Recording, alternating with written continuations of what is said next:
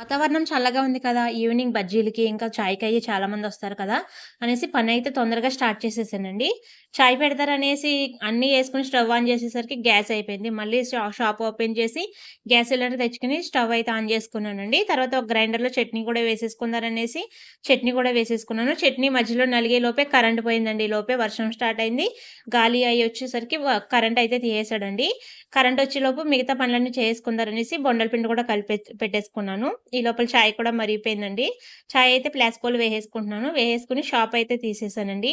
Shop open చేసిన తర్వాత first counter మొత్తం కూడా క్లీన్ చేసేసుకొని, టీ అయితే పెట్టేసుకున్నానక్కడ. టీ పెట్టేసి స్టవ్ ఆన్ చేశానండి. ఆయిల్ వేడయ్యేలోపు శనగపిండి అవన్నీ కూడా కలిపి పెట్టేసుకుంటాను. ఈ లోపలే కరెంట్ కూడా వచ్చేసిందండి. చట్నీ కూడా నలిగిపోతూ ఉంది. చట్నీ కూడా రెడీ అయిపోతే చిన్న పునుకులు కూడా వేసేసి అవి కూడా ఫస్ట్ అయితే పెట్టేస్తానండి.